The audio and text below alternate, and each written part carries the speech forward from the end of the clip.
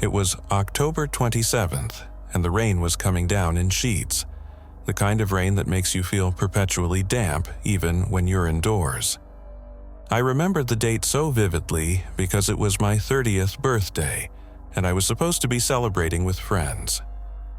My name is Alex, and at that moment all I wanted was to get home, dry off, and forget the miserable day I'd had navigating the city in that downpour. Little did I know, the real misery was waiting for me just floors away. I stepped into the elevator of my apartment building, the familiar groan of the old machinery a comforting, if slightly unsettling, sound. It was late, past midnight, and the lobby was deserted. I pressed the button for the 12th floor, a sigh of relief already escaping my lips. The doors hissed shut, and the elevator began its slow ascent. The ascent didn't last long. With a sudden, shuddering lurch that rattled my teeth, the lights flickered and died. The elevator plunged into absolute darkness, broken only by the dim, flickering amber glow of the emergency light. My breath hitched in my throat. This had happened before. A power surge, usually fixed in a minute or two. I reached for my phone, the screen illuminating my face in the gloom. No signal, of course. "Hello?" I called out, my voice a little shaky. "Is anyone there?" Silence. A heavy, oppressive silence, punctuated only by the distant drumming of rain against the building. I fumbled for the emergency call button and pressed it. A faint click, then nothing. I pressed again, holding it down. Still nothing. My heart began to pound. Panic, cold and sharp, started to claw at me. I tried to calm myself. "Okay, Alex, deep breaths. This is fine. Just an old building," I reasoned, trying to convince myself more than the empty elevator. But as the minutes stretched on, the silence began to feel deliberate. Then a new sound emerged from the darkness. A faint scratching, like fingernails on wood. It was coming from above, from the ceiling of the elevator car. My blood ran cold. Was it a rat? A loose wire? The scratching grew louder, more insistent, a frantic scuttling that made my skin crawl. It wasn't the sound of an animal. It was too rhythmic. I pressed myself against the back wall, my gaze fixed on the ceiling. The emergency light occasionally pulsed, casting grotesque shadows that danced mischievously. The scratching intensified, accompanied by a low, guttural murmur. It sounded like someone was trying to speak, but their voice was choked, distorted. Suddenly, a small crack appeared in the ceiling panel directly above me. A sliver of light, not the amber emergency light, but a sickly yellow, pierced through. And then a shadow, thin and elongated, began to move across the crack. It was a hand. A human hand, or what looked like one, its fingers gnarled and contorted, scraping against the metal. My scream caught in my throat. I watched, horrified, as the crack widened, and slowly, agonizingly slowly, a single, bloodshot eye peered down at me from above. It was an old eye, filled with an ancient, terrifying malice. The scratching stopped. The murmur, however, continued, a strangled whisper that resonated in the small space. "He doesn't want you to leave." The voice was raspy, barely audible, yet shockingly clear. It was coming from the eye. My mind shattered. I squeezed my eyes shut, pressing my hands over my ears, desperate to block out the sound, the vision. I didn't know how long I stayed like that, trembling, weeping. When I finally dared to open my eyes, the crack was gone. The emergency light was steady again. The scratching, the eye, the voice, all vanished. just the oppressive silence. I looked at the elevator panel. The emergency call button was now lit a steady green, and the destination panel above the doors, which had been blank, now glowed red with a single word: operator. I pressed the call button again, my fingers shaking. This time, there was a faint static. "Hello?" I croaked, my voice raw. A calm, deep voice replied, "This is building management. We apologize for the inconvenience, Ms. Reed. It seems there was a minor power fluctuation.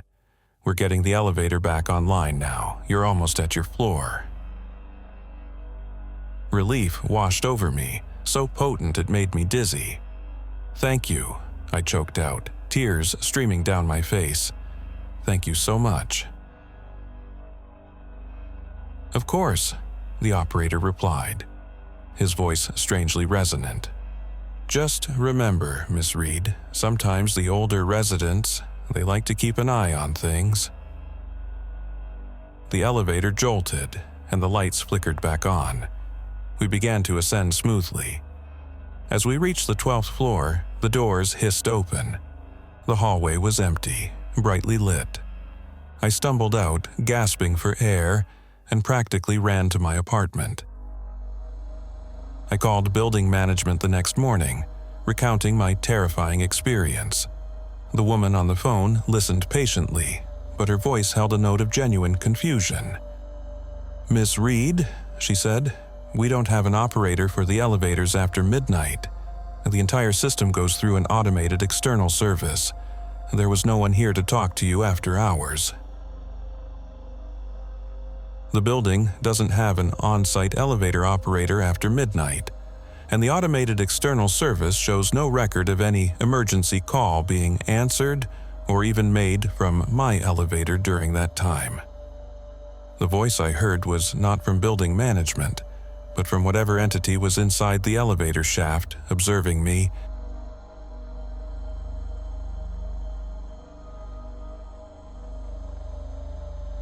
"My name is Ben, and I'm 24. I consider myself a pretty rational guy, not easily spooked. But what happened last January, on that terrible rainy night, changed everything I thought I knew about the world. I was heading home from a late shift, exhausted, just wanting to fall into bed. The thought of stepping into my building's elevator, usually a mundane convenience, now fills me with a cold dread I can't shake. The building was old but charming in its own way. 7 floors of creaky wooden floors and the faint smell of dust and forgotten things. I lived on the 5th floor. It was around 1 a.m. when I entered the lobby, the rain hammering against the glass doors like 1,000 tiny fists. The elevator was waiting, its brass doors slightly ajar, inviting me in. I stepped inside, the familiar silence of the empty car settling around me. I pressed the 5 button. The doors closed, and the elevator began its slow, deliberate climb. The internal lights were a little dim, as usual, bathing the polished wood panels in a perpetual twilight. The ascent was uneventful at first. I could hear the faint whirring of the gears, the gentle swaying of the car. We passed the 2nd floor, then the 3rd. As we approached what I assumed was the 4th, I noticed something odd. The elevator seemed to pause. Not a stop, but a subtle hesitation, like it was drawing a breath. And then, the digital display above the doors, which usually showed the floor number, vanished. The numbers simply weren't there. It was a blank black rectangle where 4 should have been. I frowned, thinking it was just a glitch. The elevator continued its ascent, a little slower now. Then I heard it. A soft rhythmic thumping from beneath the floor of the elevator. It was muffled, but distinct. Thump, thump, thump, thump, like someone was walking directly below me. My heart began to beat a little faster. No one should be walking under the elevator. I pressed the 5 button again, harder this time, as if to tell the machine to hurry up. Nothing. The thumping continued, growing slightly louder, accompanied by a faint, breathy sigh. The elevator finally shuddered to a stop. The doors opened with a groan. I glanced at the blank display, then out into the hallway. It was dark. Not just dim, but truly dark, with only a single, flickering emergency light at the far end. My floor, the 5th, was always well lit, and the doors of the apartments lining the hallway were different too. They looked older, unpainted, some with peeling varnish, unlike the freshly painted ones on my floor. My 5 button was still lit. The display was still blank. A chill ran down my spine. This wasn't my floor. I peered out cautiously. The thumping had stopped. A cold draft snaked into the elevator car. From the darkness, I could hear a faint, high-pitched scratching sound, like something skittering along the floorboards. I slammed the door close button, desperate to be back in my own, familiar, well-lit building. But the doors, instead of closing, remained stubbornly open. And then, from the very edge of the darkness, a single, elongated shadow detached itself from the wall. It was tall, unnaturally thin, and moved with a jerky, uncertain gait. It swayed as it moved, like a puppet on tangled strings. The scratching intensified, coming from behind the shadow.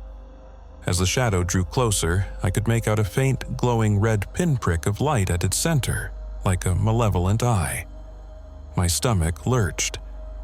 This was something out of a nightmare. Lost? A raspy whisper slithered from the darkness, devoid of any discernible source. It was everywhere and nowhere at once. Looking for a way out? I pressed the door close button again, frantic now, hitting every button on the panel in a desperate attempt to make the elevator move. The shadow was closer now, its form coalescing into something vaguely humanoid, but twisted, elongated limbs ending in claw-like appendages.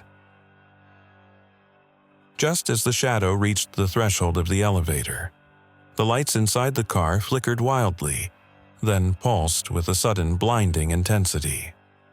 The digital display above the doors flickered erratically, briefly showing a jumble of numbers before settling on 5. The doors hissed shut with alarming speed, almost catching the tip of the shadow. The elevator lurched, and I heard a sickening thud from somewhere above, followed by a metallic screech. We began to ascend, picking up speed. When the doors opened again, I found myself on my actual 5th floor. The hallway was brightly lit, the apartment doors fresh and welcoming. I stumbled out, shaking, and sprinted to my apartment, slamming the door behind me. I spent the rest of the night huddled in my bed, trying to rationalize what I had seen.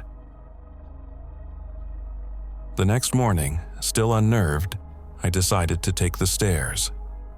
As I descended, I noticed something I had never seen before. Between the 4th and 5th floors, there was a small, dusty door set into the wall, completely flush, almost invisible. It had no handle, no hinges, just a faint outline. It looked like it had been painted over countless times. And from behind it, I could just barely make out the faintest thump-thump sound. The missing 4th floor is actually a hidden, forgotten floor in the building, accessible only under specific, accidental circumstances.